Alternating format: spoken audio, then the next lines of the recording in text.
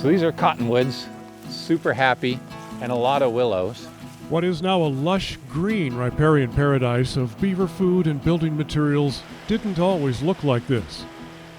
It began 7 years ago when volunteers planted thousands of bare sticks of aspen, cottonwood, and willow along the banks of the South Fork of the Crooked River.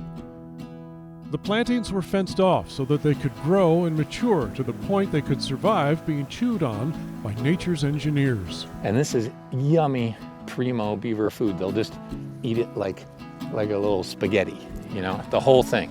The plan was to leave the fences up longer to keep beavers, deer, wild horses, and all manner of wildlife from mowing the tender plants down. But massive floodwaters in the spring of 2025 ripped down the fences and opened the vegetarian buffet ahead of schedule. The flood took out all the fences. Beavers moved in because there was all this yummy vegetation to eat that we planted for them. And they mowed it all down, and I couldn't be happier. Because then they built a dam and they built a hut.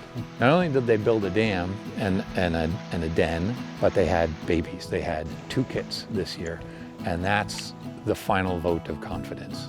Jefferson Jacobs describes this as passive-aggressive restoration. The aggressive part is planting the vegetation that attracts and sustains beavers.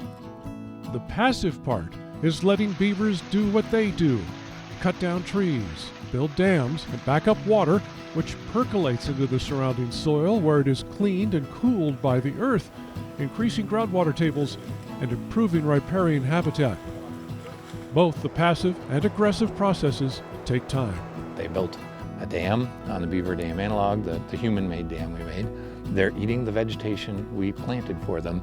They set up their house immediately across from the best vegetation that we planted, and then they had babies. I mean, you can't get more of a slam dunk than that. You must be a proud parent. I am. I'm a very proud parent.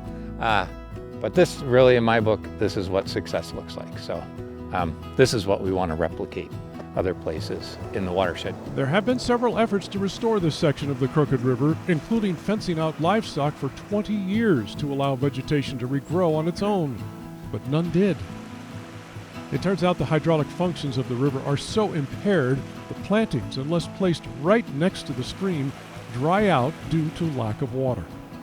This willow bush has clearly been chewed on by the beavers, but it is so well established that it survives, regenerates, and provides more vegetation, more food and materials for the beavers to eat, build dams and dens, and continue restoring this South Fork of the Crooked River.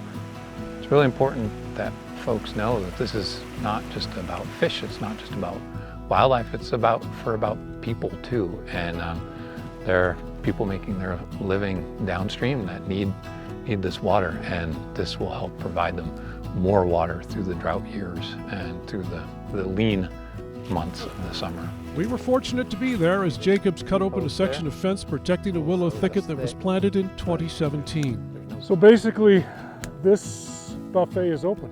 This buffet is, the restaurant is open. Yep. Now serving willow and what else? All you can eat. Well, sadly this one is, just willow, but I'm sure they'll be happy. So do you have a name for this grove? I mean, this is the latest buffet line. Yeah, this is the Central Oregon Daily Grove. Oh, is it? Yeah, totally. This one area where beavers have gotten established, built a dam, and backed up water for a few hundred feet represents a drop in the bucket of the work that remains to be done to restore this watershed.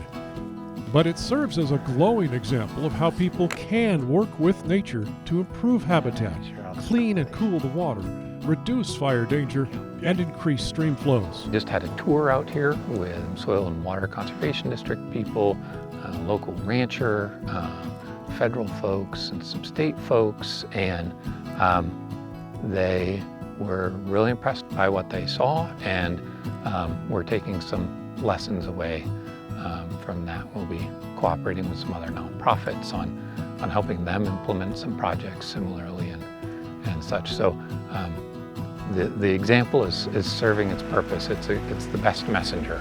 I can show you statistics or something like that, but nothing says success, like coming out and seeing water amongst the sagebrush and all these willows and cottonwoods growing up. More restoration projects are planned in the spring of 2026.